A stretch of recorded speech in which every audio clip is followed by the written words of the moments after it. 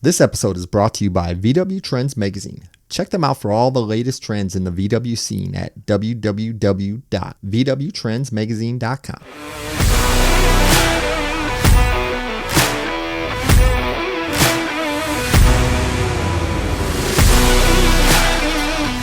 Good morning and welcome to the show. My name is Sean Smith.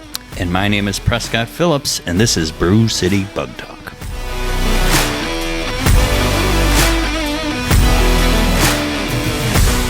Hey, hello, and welcome back to the show. We are back to business as usual. Well, our next episode that's coming out will be business as usual, but that was recorded long before we actually went to Six Summer. But we are now back in the studio. Yeah, it's post Six Summer, pre-episode 11, which will be coming out in a couple days here. Well, we should talk about our milestones we hit. The milestones, yeah. We actually thank you to all the listeners out there because both of them. All two of you guys must have listened a lot because we actually broke some milestones throughout Six Summer. We hit over 3,500 downloads.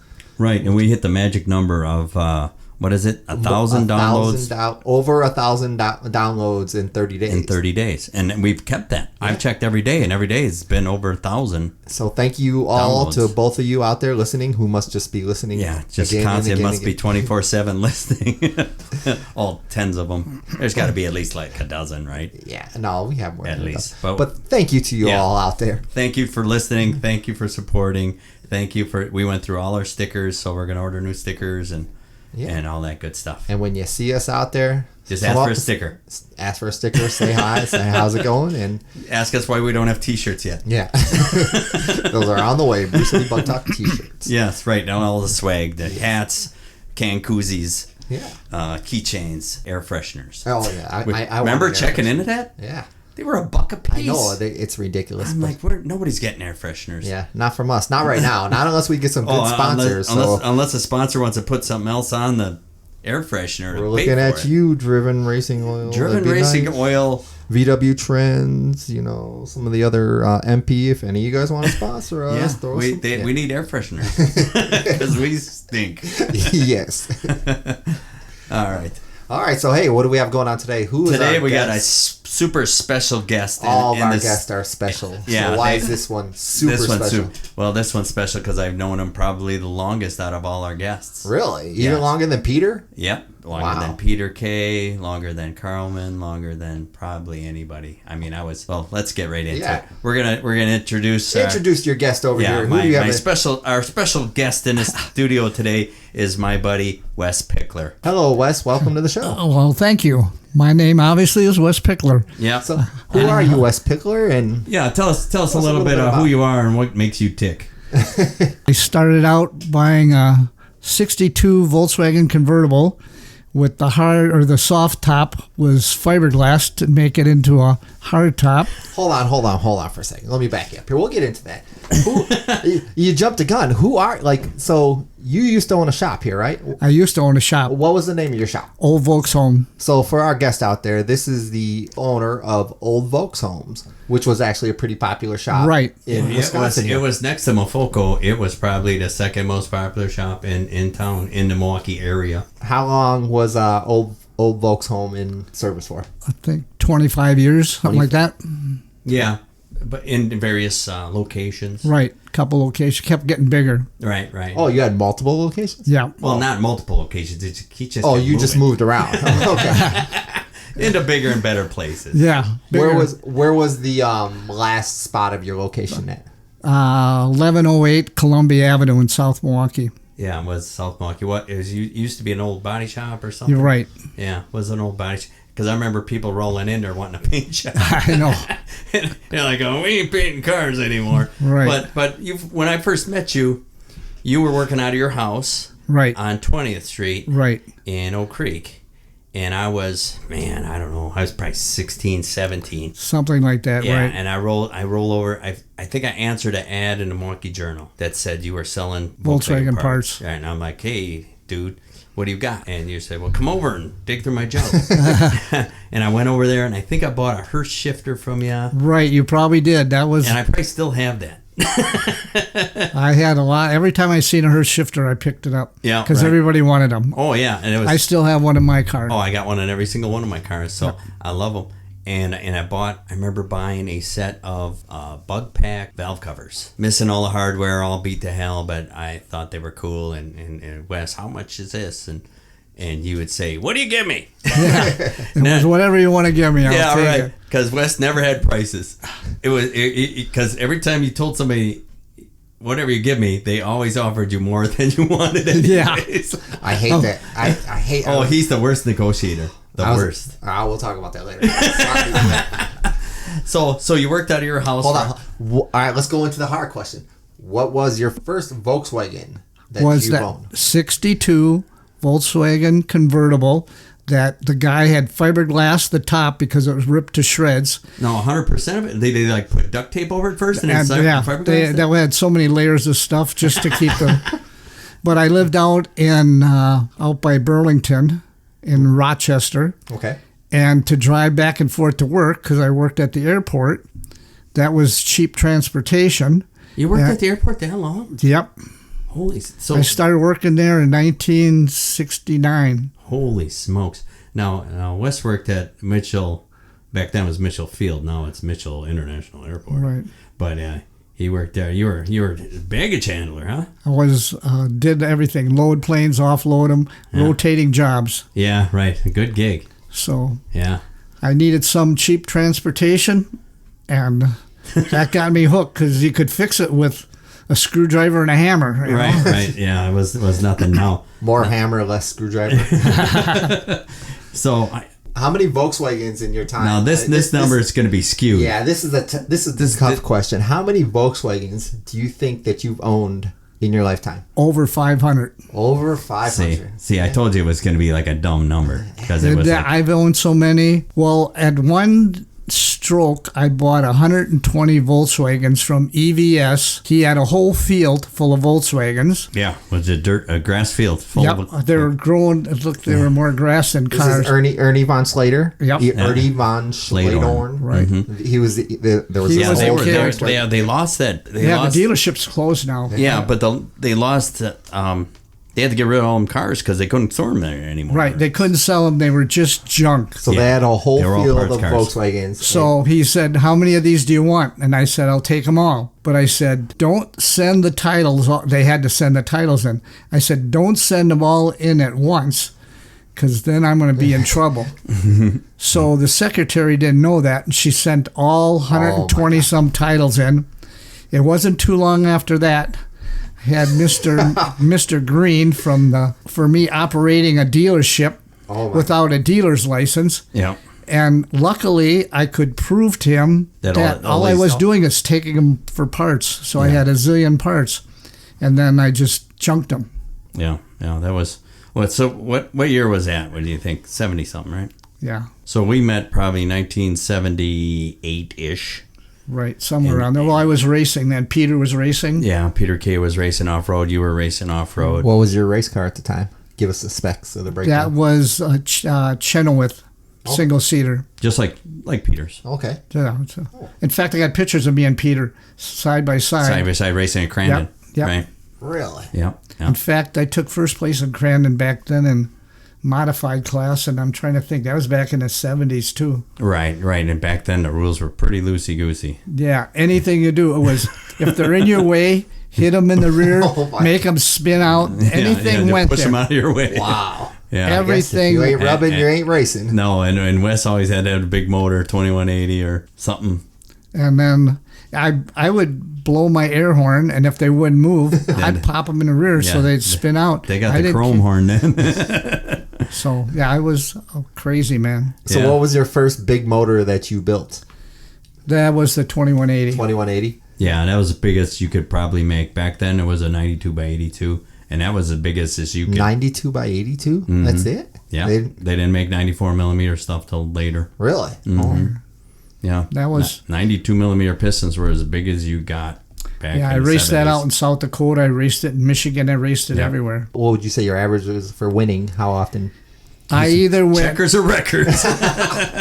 from either I went first or second, or I blew my motor up. Really?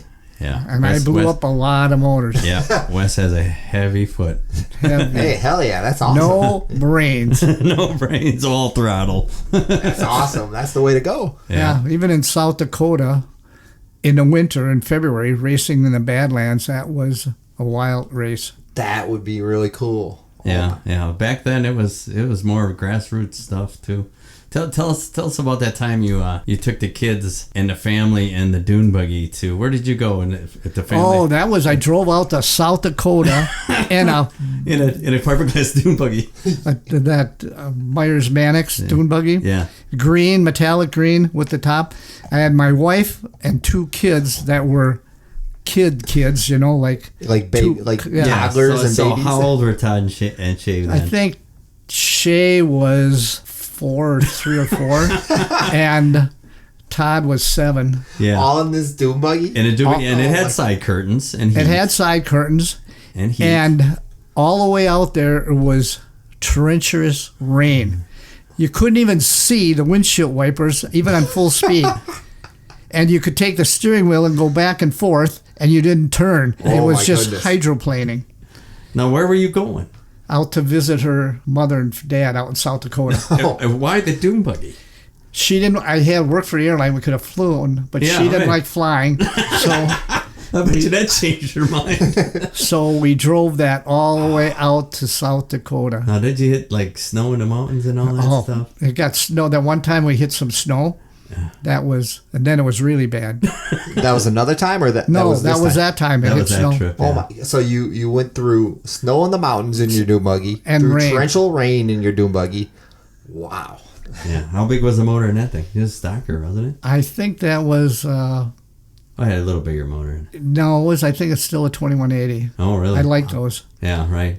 Yeah. And so. So what year was that? You think? Well, the kids were 10, 7. Yeah, that was. And now they're in their. How old's Todd now? Yeah, Todd's 50. Yeah. So. That was a long time ago. A long time ago, 40 years ago. Very stupid stuff that I did. Well, it's stupid nowadays, but back in the days, I mean, that was life. Fun. That was how you lived your life at that point. Yeah, you thought you had a plan. Had a plan. Had a plan. Everybody has a plan until they get punched in the face. Yeah, and then until the plan is no good. Now, did it break down? Oh, no? Nope. Nope. Never broke down. Nothing. I had those great big wide tires on front and rear. Yeah. I'll have to show you a picture of that. You won't believe it. Was nice. Oh, that's what I was going to dig up. I had some pictures. We'll have to put those on the old Book of Faces. Yeah. Old pictures, his stuff. Yeah, get us all the photos. I mean, not old, not that old, not as old as you're talking about. But no, but the fans love seeing the pictures. Like every time we post these, I'll dig up pictures of your Baja Bug and Sandrail and us going to Silver Lake and all that. A lot of cool cars. Yeah. Well, we used to have we started going. I was helping you out. I still had a full-time job, or did I have a job? I don't even remember. Yes, you were working. I was working. And you were still working at the airport and running the shop. I was working 2 jobs and then having my Volkswagen shop. Yeah, and me and the rest of the numbskulls were helping you out at your shop. Yeah. Oh, the stupid stuff. So did you do? Jeff Spitka was there. Yeah, Jeffrey. Pete. Yeah, Babyface Bob. Yeah. It was like... Yeah, we had a good time. So were you just fixing Volkswagens at the time, or were you building motors? Or I was basically fixing Volkswagens. We were basically, because most of the cars were daily drivers. Okay. Yeah. Just hippies and their junk. Oh, okay. So you had like a normal 9 to 5 shop that they'd come in there. So I had 2 9 to... I worked 3rd shift at the airport and then worked days at the VW shop. Yeah. When did you sleep? Not very often. You sold a lot of your hours. Yeah. The union would let you substitute.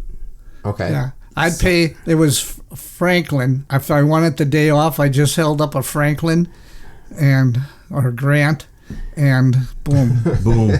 They were working his hours. Right. Hey, that works. Yeah, and then we had a good time, but man, we fixed a lot of junk at that shop. I remember a couple of them cars with the rotted out frame horns. Yep.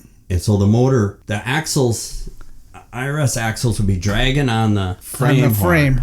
Because the thing's so rusty, and the motor is like 2 or 3 inches lower than it's supposed to be. You'd open up the engine lid, And why is the motor like on the ground almost? It's not even in the hole where it's supposed to be, because the frame horns had sagged down and the axles are rubbing on the frame horns, and they're like, well, I had somebody try and fix. Well, they took like a chain or something, right? They chained it to the package tray. I'm like, how are we gonna fix some of those creations were? And then I end up getting even cars from that Concourse. What it was on Layton? I forget. That wasn't Concourse. It was something else. Westport. Yeah. I used to get his buses in my shop because the bus, they have just that tin cover holding the gearbox. Mm-hmm. And so they would rust, and then you could turn the steering wheel and nothing would happen. Yeah, the steering box was just whatever. It would rot out where the steering box bolted on, and they wouldn't fix it there. But Wes would weld a bunch of metal in there. I designed a kit. First I did it out of cardboard to hold it up there, then made it out of steel, and you welded it on, and it was better than brand new. Yeah, really? It was way thicker metal. Like 1/4-inch steel, and then welded it. No. I got so many customers welding up VW buses, because otherwise you had to replace the whole front end. But I designed that. And then it worked out. All the dealers were calling me up. Hey, can we send a customer? Did you have a name there? For the kit, or was it the Wes Pichler special? That was what it was. Yeah. And then the Wes Pichler special was the heater tubes. The heater tube. That's what I was just going to get to. Yeah, just like Peter. Volkswagens, you freeze out in them, and the windshield frosts over. So I got this flex tubing, ran it through underneath the rear seat. Yeah. And hooked it directly up to the heater box. So it didn't matter how bad the rockers were, the heater channels could be gone, completely gone. I mean, you could open the door and see the ground.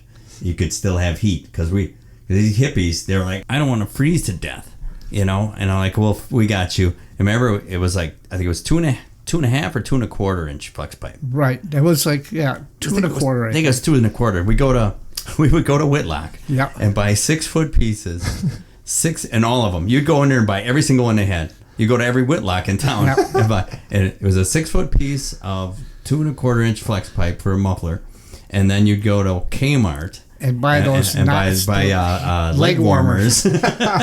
Slide them over that tube, and then what fit perfect, that rubber O-ring down by the heater box, where the actual flex thing. Yep. Yeah. It was an orange. You just stick that in, and it held that. And then we'd hose clamp it to the seat belt. Yep. And you could aim it at your feet. You could aim it at the windshield. It'd blow you out of the car. And all you needed was one good heater box. So did you see this somewhere, or this is something you just came up on your own? That was one of my inventions. How many of those do you think we put in? Hundreds? Hundreds. Oh, wow. Hundreds. And all it did was make this rusty-ass car make it another year or two. Because by then it was Fred Flintstone. Just garbage. Yeah. But you could always see this tube sticking right there. The tube comes up next to your ears. And it just warms the whole car up, and the windshield stayed de-iced. Yeah, every single one of my winter beaters had that in there. I would put it in, and I'd drive it all winter like that. And in the summertime, I'd take that out, and then I'd sell a car. And every winter was a different winter beater, and it didn't matter how rusty it was. Yep. That heater tube, you would roast in there. Yeah, if you got on the freeway, now mind you, the heater boxes were wired open. Yeah. Because the cables were all gone. Yeah. So you just had full heat. You regulated the temperature by rolling down the window. That was our thermostat. That was the thermostat. Rolling down the window. And if you're flying, say it wasn't super cold out, say it was like 40, and you're on the freeway, it'd roast you out like so you would be sweating in there. Smoke you out like you're in a t-shirt. Yeah. And it worked so good. But yeah, we put in so many of those. I would have liked to patent that idea. Yeah. But at the time, you're just doing it for you and your customers. Yeah, between you and Peter. Peter called them Peter heaters. And because you could put them between your legs. You could put them at your shifter. You could warm your feet up, defrost your boots. Right. Defrost the windshield. And that's probably why so many rusty cars stayed on the road. Yeah. Back in the day. We saved a lot because people, I'm not driving this. It's too cold in the winter. Just think about all the cars we stripped out, right? We partsed out that today's standards are savable. Yeah, how many split window buses do you think you've? I did. Somebody I know that was at the thing. He's got that 23 window bus that he bought from me. Oh, yeah. And he got it for practically nothing. Back in the day, they were worthless junk. And now he's got it almost restored. Right. And he comes to he's got that one, he painted it gray. He comes to all your bug meets, shows. Which dude? Drives a real nice painted gray Bug, and he painted it himself. And now him and his dad are restoring that 23 window. We'll have to figure it out this year. We'll figure it out. Yeah. If you're listening to this and you know who you are, you know make who sure you are. Come up and tell us. Now, mind you, Wes, you're colorblind, right? You're colorblind. It's probably a red bus. No, I'm not colorblind. I'm not, but I don't see too well. Well, you don't want to divulge your. You can figure out how old Wes is just by. Well, you're young. I'm 78. You look younger than me. Yeah. Yeah, right. Actually, it was pretty funny because you and Prescott look like brothers. They were walking out to the garage earlier, and they had their backs to me, and I had to scratch my head and say, "Which one is Prescott? Which one's Wes?" They're the same height. They both have white hair. Yeah. Yes, the same build. Same red face. Yeah. Yeah, 78. I didn't think. My dad took out a big insurance policy on me. I was one of 4 kids. He said, "Someday you're going to make me rich." Nah, but he got screwed on that deal. I outlived him. He lived with me for the last couple of years of his life, and so I outlived him. So when he was on his deathbed, were you like, "Ha, I got one on you, sucker"? Now, your brother Terry had a shop out in Burlington. Burlington Auto Imports. Mm-hmm. And he finally just closed that up just recently. Yeah, I think we talked about that on the podcast, me going all these places that are shutting down just to pick through the garbage. And your brother is just like you. It's like, he says, well, just make a pile and give me some money for the pile. I'm like, I'm not digging through your junk. I mean, that's he's still got guys coming over and picking through. He's still got a storage unit full of stuff. Oh, yeah, because he does. My brother, Does he got some decent parts in there that you know of? I got a whole mess of parts too. Can I come and pick through your shit? I mean, I'm always looking for stuff. So Well, there's some good stuff there that. I still got one of those roof racks, those old ones for the VW, which you can't find. I got one of those sitting there too. No, it's the conduit ones, right? Yeah. Because you can buy it at Repop ones. Yeah, you have one. I got one. Mine. I got Sean sitting on my Baja right now, but they are flimsy. Yeah, it's garbage. This is original. Yeah, right. Yeah, the one-piece ones. They are not a bolt-together deal. You got any motors? Any big beefy motors sitting there? I got one 2180. You see that one that I traded a guy that yeah. Was it E-Tech motor? I traded him for this 2180. Yeah. That Ecotech. What are you doing with that motor? I mean, hello. It's going in his Baja. It's going in my Baja, which has been sitting on the hoist for 5 years. No. If you need some help with your Baja, let me know. I'll come over. Wes's Baja is legendary. Why is that? Tell us about your Baja. It was the biggest, baddest thing on the planet there for a little while. There was nothing bigger and better. So, what do you mean? Explain the Baja to me. What color is it? Right now, it's in primer. What color was it back in the day? It was gray and black. Gray and black. Silver. And it was big whale tail on it. Yeah. Was there? Is there any special kit that's on it or anything like that? A Corsair kit. Yeah. What's that? That hand laminated Corsair kit. Okay. And the whale tail on the back. You could stand on the whale tail and it won't break off. Really? Yeah. That's durable. Yeah. It was lifted. How big were the tires? 35s? Yeah, 35-inch tires. 12. I still got them 35-inch and they're 12.5s. And they're huge. They're bigger than most pickup truck tires. Really? Yeah. What you were running? What motor in that? That was, I think I had a Bernie Bergman turbocharged. Yeah, that Bernie Bergman turbocharged motor. I flew out to California, went to Bernie Bergman, said, I want a turbocharged motor that will beat most anything you can race. So I stayed out there for a week and watched him build it. Then he gave me a ride to the airport. We went out on the flight line because I worked for the airline, drove up to the back door, raised it up and loaded it on the airplane. I got on the airplane, flew back home, got off the airplane, went to air freight, forklifted off, put it in my truck and took it to my shop. So that was like... So what is this motor? Give me the specs of that one. Was that a 2180 or was it bigger? I can't remember that. I don't know what he was. It was insane. You could smoke them big tires. Really? Yeah, he blew up plenty of transmissions with that. Oh, jeez. I blew up so many transmissions. It was... So, do you still have this motor and turbo? No, that ended up in my car. What? Ended up in... When I sold Agent Orange, my car that was in the magazine behind me. Yep. What was that guy's name? Pierre or something? Yeah, Pierre. Pierre bought the motor from Wes, bought the car from me. Now, mind you, he bought the car, my magazine car, turnkey. I just built a motor for it. And he buys it, and the next day he takes the motor out. He puts in the motor from Wes, and then he blows it up. Really? Yep. He calls me. He goes, "What's wrong with this thing?" I'm like, "I don't know. I didn't build a motor. I didn't even put it in the car. He had some place in Spooner put it in, some off-road place. Yeah, I don't know who did it with like kitchen plumbing and stuff for the oil lines, and because originally had an exhaust for Baja, and he must have bought the turbo system for a sedan. And I think he screwed up the oil lines. I had all that braided stainless steel lines. He had some galvanized plumbing and all kinds of weirdness. And he brought it over. That's when I lived in town in West Dallas. And he brought it over, and he started up. I'm like, "You got all the spark plugs in this thing?" He had cracked one of the cylinders, leaning it out. So I'm like, I called Bernie Bergman, and that is the meanest German I ever talked to in my life. He's cussing me out. "That thing, there's nothing wrong with it. Pull it out and put it on a skid and send it back, and I'll fix it." And blah, blah. I'm like, "Dude, I'm just asking you simple questions about how this boost controller works." Because a boost worked off increased the fuel pressure as the boost increased. Right. That's how it regulated fuel system. He just cussed me out for 5 minutes, and then I hung up on him. Yeah. And then I did a compression check on it, and one of the barrels was cracked, and I said, "Pierre, it's garbage. This motor's junk." And then he took it away.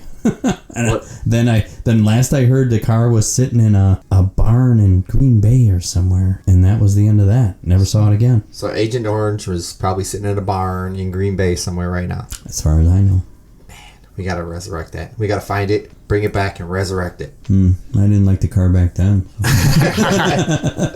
But Wes still has his Baja. Yep. I've had that. I'm on my second wife, and I still have the same car. Yeah, so it was all in one piece in the mid-90s, eh? Right. Yeah. And when's the last time you drove that car? Mid-90s. It's been a while.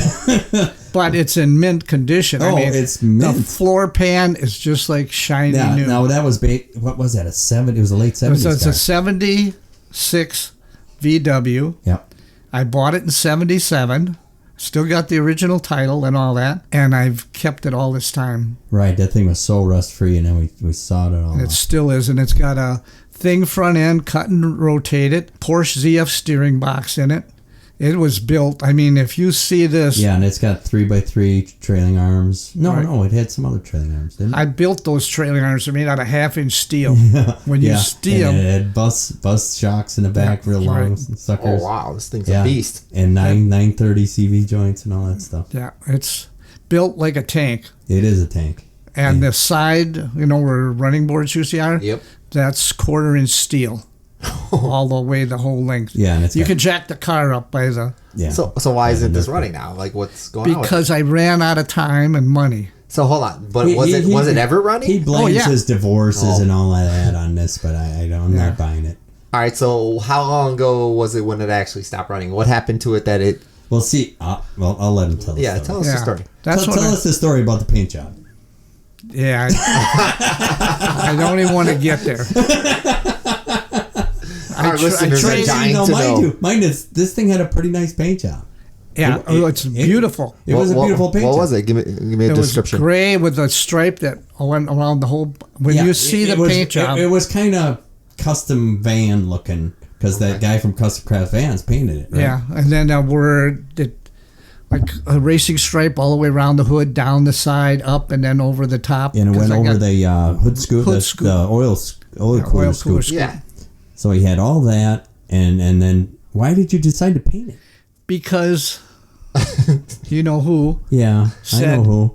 Yeah. Oh, I don't know who's who. Anyhow, he said this car is so nice it deserves a fancy paint job. So, like a dummy, I said okay. Yeah, you traded him something? I traded him a chop top, split window, with left-hand drive steering. Yeah. And chop thing. Yeah, you might have seen it in the magazines. It was shortened. Yeah, shortened and turned and into chopped. a 2-door. So it it had two-door. The doors were longer. Right. But there was only two of them. Right. And the whole thing was like stubby. And I think somebody had I think there was a photo of that on Facebook not too long ago, and somebody had posted that was. Brian still has it, doesn't he? Somebody. I think he does. I think he does. Maybe it was pictures of Bugfest or Bug. Yeah. Yeah, it was at all the shows. Yep. At one point, and you bought it off the guy in St. Louis. Yeah, I think just recently somebody had posted pictures of that and was like, "This is the it's thing." Still here. It's still somewhat. It's still circulating. It's still living. Is what. So anyhow, I traded him those two cars for a paint job, which never happened. And then it sat in his shop for after 10 years. Oh, easy. What? Yeah, and never. He got it in primer, but never got it. Yeah, painted. he sanded all that good paint off, and then it sat. Is this guy still walking? Like, I would have kneecapped him a long time ago.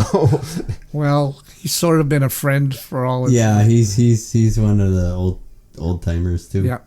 So he primer graded. Eventually, after 10 years, you just went and got it. Or I went and got it. I got tired. I said, it's never going to get 10 done. years later, yeah. So I went and got it, and then I put it in my barn, and it's been sitting in there for 15 years. So is this driving condition other than the paint job? No. Well, the motor's out. I sold that. No, and then I bought another motor. And then I got a 6-rib bus tranny that I was going to put in because a stock tranny doesn't last but 2 seconds. And a bus tranny don't last much longer. You want to tell that story too? No. He's still butthurt about it. All these stories that we can't share with our listeners. Okay, so he said Why don't you tell us? It was just a core, right? You sent him a 6-rib core? I didn't. That Tom Nutting did. Nutting, a friend of mine, sent Rancho this transmission, 6-rib. Told him to do everything you could do to beef it up. So then he's Nutting switched to a Subaru tranny and Subaru motor. So I talked to him. I said, whatever they're charging, I'll give you the money. I'll take the bus tranny. Yeah, it seemed okay. So he calls me up. Hey, the bus tranny came in. He's going to this freight place to pick it up. Takes it home, opens up the box, and it's a 3-rib bus tranny. Oh, so they switched out his transmission? Mm-hmm. They took his 6-rib and sent him a 3-rib. Was it a built 3-rib? Or yes, it was all built. They said it has everything that you asked. He said, yeah, but it's a 3-rib. And he didn't want a 3-rib, and I surely didn't want a 3-rib. For our listeners and me, because I'm naive, what's the difference between a 3-rib and a 6-rib? A lot. Is it just beefier or everything's beefier? Everything. None of the stuff is. Not everything is interchangeable, but very minimal is interchangeable. Okay. Yeah. Does it still bolt up to your vehicle? Everything it bolts up fine. Yeah, it's still 100 millimeter CVs. So this happened 3 years ago or something like that. I wasn't going to put a 3-rib in there. So whatever happened to that 3-rib? So he sent it back to them. Oh, he sent it back. Okay. Sent it back. He got his money back. Okay. But Rancho left a bad taste in my mouth. Did he ever get his transmission back though? He got it back in a cardboard box. He sent it out in a plastic container, all in pieces. He got it back in pieces. 1,000,000 pieces. Oh my goodness. Thank you, Ranchero. Well, if you're listening, Ranchero, thanks for doing that. Appreciate it. I have a whole new name for Ranchero. And it ain't pretty. Luckily, I don't swear, or I could say a whole lot of words about him. So that I was counting on putting that in my thing and having it ready. And that just, now it's been sitting for... 3 years later, he's still butthurt about it. I mean, I don't understand why you're so upset about it because the other guy kind of got screwed. I understand you were upset because you were... Because I would have had it in my car. That's what I was waiting for, that tranny. So... Well, I know a guy who builds transmissions. He's got a pretty good reputation. And, I'm sure if you talk to him, he'd probably help you out there. Yeah, sure. Yeah. That guy doesn't have anything better to do. I mean, he's kind of a dick to work with, but I mean... He's always busy. He says he's busy, but I think he can find some time for friends. He's switched from... He's retired now. Right. Well, now that I'm retired, it's like... He's got nothing but time now. Right. Now he switched to girlfriends. Yeah. So girlfriends are more important than the transmissions. Well, I'll take her over you. I don't blame you. But I will never get rid of that car. I tried to sell it once to Tom Nutting because he wanted it. And I said, because I figured I'm getting old. I'm never going to get this back together again. So I said, give me $10,000 and it's yours. And then he wanted to give me $10,000 worth of wood carvings. What? Yeah, he carves wood. He carves wood. He makes the little bear in front. Yeah. Says go away. He carved it. Okay. So, but still, yeah. Like, really? Come on now. So I said, no way. Yeah. I don't even want to sell it. But at the time, I needed money. Yeah, and when Brian took it apart to paint it, he took it apart. He took every nut and bolt off the thing. He didn't need to. He did it anyways. Yeah. And he lost. How much? Percentage-wise, how much did he lose? 20% of that car? Who? Brian. Brian? Because you didn't get it all back. I didn't get it all back, no. Yeah. But I got all the important stuff. Yeah, you got the body back and right. and most of it. So you got most of it. Little things you're never going to see again. Though. But it's all primer now. I mean, it's all it needs is paint. Something like you. All it needs is paint.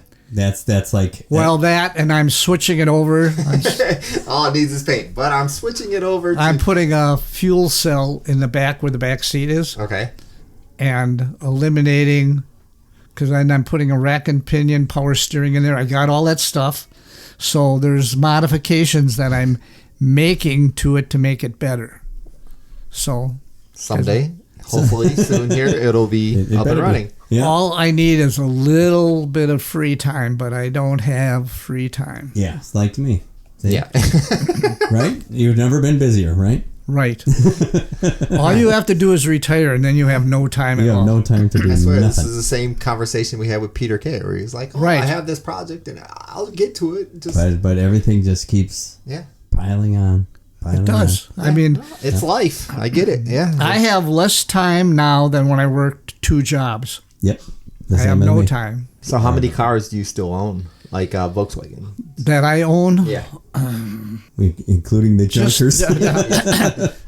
I have that one, you've seen it, it's a dune buggy. Oh, yeah. It's like a Barry looks like a roadster. Yeah. I drove in high school. My dad drove it. Yeah, right. I still got that. I think I stole a steering wheel out of it. That's what? I stole the steering wheel off it. I think you did. What vehicle is that steering wheel in? It's the one that I turned motors on around. Oh yeah, I know downstairs. Yeah, it was rusty as shit. He's like, "Hey, you want it? Take it." Yeah, I took it. So back to the question: how many vehicles would you say? How many Volkswagens? Well, you got that burnt out '79 convertible. Oh yeah, I got that. That's just burnt out '79. Burnt out as it had a fire. Engine fire. Yeah. Okay. Good frame, good body. Yeah. And then I got that body that I can't even remember what that thing is called. It's a weird that fiberglass. Looks like a Barry Mini T, isn't it? Yeah, so it looks I like think a it's a Barry Mini T. Okay. So I have that. Is that a complete car or just the body? That's just the body. Well, yeah, the pan is sitting in the other part of the yard there. Yeah. I think you ended up with that pan. Did I take that pan? You wanted all the pans and all the swing axle trannies. Oh, so you got all those I did. swing axle trannies and all the kingpin front ends. Yep, I took all So I bought a whole trailer load of, he's got them all. That all ended up over here. And that 79 convertible I still have. And then my Baja. And my Baja I'm building was out of your yard. Yeah. Yep. That was a 76, I think that thing is. And it was the same color that mine was when I first got it. Yeah, that stupid that green. Lime green or lime green. Call it. There's a name for it, cliff green, I think they call it. I don't know why. That's what is painted right now? Yeah, that's what it's painted right now. I think it looks pretty sharp. Wes was just looking at it, he's drooling. It's like, I should have kept this car. Well, that gives me flashbacks of mine when I bought it. It had a dented-in passenger front fender, and I thought, I'm going to make a Baja out of this, where I should have just restored it. Yeah. But that's when I was into Bajas. We built so many Bajas. I mean, and it's perfectly all the good. nice Bajas that are in Wisconsin came out of my shop. Remember my gray Baja? Yep. That I built when I worked at the shop? Yep. That was a perfectly good 70 Beetle with all new fenders on it and everything. Yep. And I chopped it up. I couldn't find anything else to make a Baja out of. Yep. I didn't want to use that car, but I'm like, man, I can't find a sedan to make a Baja out of it. Like, oh, I guess this is it. Yep. Chopping this sucker up. We chopped up a bunch of nice cars and made them into Bajas. That was like the thing to do. Everybody had a Baja. I had one. Jeff had one. Yeah. We were in a Baja. All the guys that worked in the shop, we built Bajas for them. It was a gang. Nunning would drive the Baja with the pickup truck back end on it. Yeah, that used to be mine too. It was a pickup truck Baja with a... It had a fiberglass pickup bed in it. Yep. Is that still around here, or somebody's got it? But I don't. I should have never got rid of that. I remember the first time I saw it was on the freeway. And I beeped at him, and it was Nunning driving it. And I'm like, that thing is cool as hell. Yep. Yeah. Had the stake bed on the back. Yeah, the stake bed had big tires on it. It was pretty badass. I built that when I was on 20th Street in the alley. Yeah, in the alley. Right, yeah. We fixed a lot of stuff in there. I remember pulling motors out of buses in the alley. They didn't fit in the garage, right? Right. It's like a one-car garage? 3-car. 3-car garage, and then that cement slab. Yeah, and then a 2-car cement slab next to it. And all the buses got fixed on that cement slab because a bus wouldn't fit in the garage. What year was this? What years? Oh, this is late 70s, early 80s. Yeah. Yeah, it was. That was insane. Yeah. And then when I went to that place in 15th Street in South Milwaukee, I moved in, and here all of a sudden the Volkswagens. Yeah, we just started. There's no place to park his car. The whole yard was full of Volkswagens. Yeah, and we're out in the rain. I got some pictures. We're out in the rain, had the thing upside down, and we're unbolting that thing. Well, I remember when you moved the stuff out of that barn on Howell. Yeah.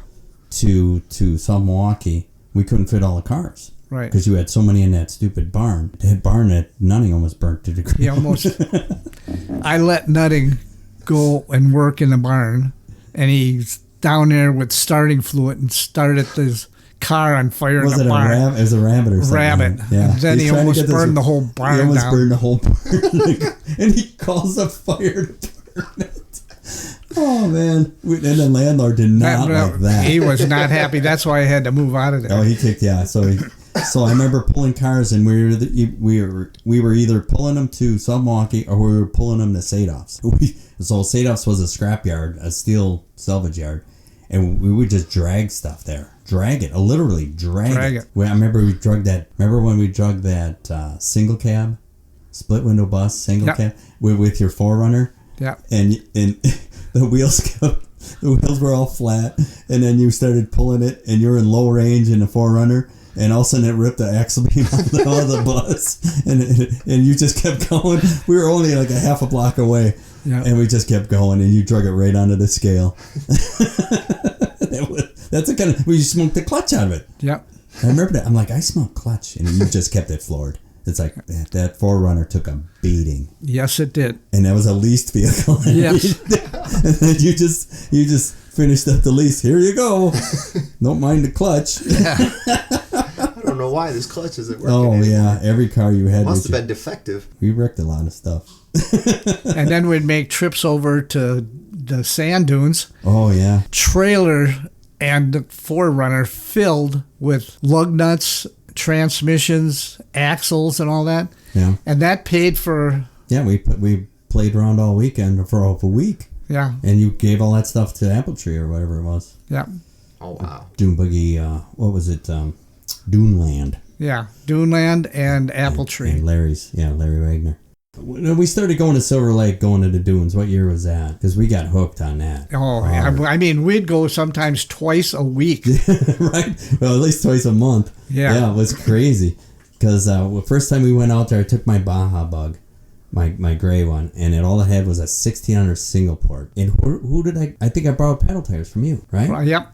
Old burnt out 13-inch paddle tires. Yeah. And I put them on my 1600 single port, full width Baja Bug. I was just ringing that thing, just beating it, but I was having such a good time. And then I drove it back home. Now Silver Lake, Michigan is, how many miles is that? 300? Well, it's 5-hour drive. Yeah, so it's like... I've got to go around the corner. You got to go... We're in Milwaukee. You got to go through Chicago and back up the other side of Michigan. Indiana. Yeah, and then back up. Yeah, up through Michigan. And it's across Lake Michigan from us, but we got to go all the way around. Long way around. Because that ferry rips your lungs out. Yeah, you couldn't take the ferry. And back then, There wasn't no ferry. No, there was no ferry, and it wasn't that bad. The tolls weren't that bad, and the freeway system wasn't that as screwed it up as it is now. You brought your Baja Bug out there with the turbo motor, and then you bought some guy's that sand rail, that mid-engine that sand. green one. Yep. That thing was crazy fast. That thing was cool. I never lost a race racing on those drag strips. And you could go out there in the winter, and there was nobody on the dunes. Well, now they closed it down. Yeah, we would go. Man, it was cold. I remember winter jackets and cruising around. We'd be having the whole place to ourselves. It was so cool. We could do anything. Go down that beach as far as you want in either direction. Yeah, you'd go wherever you want, in any direction you wanted. Because there was nobody there. There was nobody there. It was too cold. We were like ruled. That's awesome. You stopped going. Jeff stopped going. I kept going a little bit, and then I sold everything. And we just got to be too much. They made all those rules. Right, the non-resident stuff and all of that. And then where you had to go and get a pass down that long road, they wrecked it. You used to be able to park in the parking lot, hop in your car, and drive right on the dunes. Then they had that high-tech gas right at Duneland. Yeah. And so you could go off and gas up. They closed all that, and then you had to go and take a gas can, go in town, and get gas to fill up your rail. Yeah. They wrecked it. And they had non-resident prices and residents, and now they have a lottery thing. They realized they can make money off of it. Oh, yeah. They wanted to make the dunes smaller and smaller and smaller. They wrecked it. It was. Luckily, we got in when it was still good. Yeah, we had our fun. Well, we're going back, right? Yes. We don't care how screwed up it is. We're going back. Well, I just got that ring for my paddle tires. Yeah, so he's got some beadlock wheels. So I got him the beadlock rings for him, and he's got some paddle tires to put on these wheels. And I got those nice grooved front wheels. Yeah. We're going to get all our Bajas together. It's going to be like an old-timers reunion. Yeah. Big Baja Bash of 2025. Yeah, it's going to be something. We've coined it. That'll be our new thing for the future, and brought to you by BCBugTalk. Okay, so Wes, thank you for coming to the show. Yeah, it was a great time having you on the show. Hearing your stories, it's awesome. Old time stuff. Yeah, I love it. That's kind of why we made this show, so we can get these stories out there to the world. Because, like I said earlier, because once you guys go away, both of our listeners are going like, I remember Wes's shop. But thank you for coming on. Thank you for telling us all these cool stories. We really appreciate it. Yeah, we really do. And just remember, if you guys got any questions or comments about the show, please reach out to us at BCBugTalk@gmail.com. Check us out on Instagram, Facebook. We actually have a YouTube channel right now. Sean's been fixing up he's been putting pictures into all the YouTube stuff. We're trying to get a little more creative, but right now it's just the podcast with pictures of the stuff that we talk about in the podcast. Yeah. But yeah, feel free to check that out. Leave us a comment. Tell us how much you like the show or how much you hate the show. I mean, it's up to you. It's up to you. Yeah. But thank you very much for listening, and have a good night. Yeah. Peace out. Peace out. Don't forget to subscribe to VW Trends Magazine for all the latest and greatest in VWs around the world. Visit VWTrendsMagazine.com to subscribe.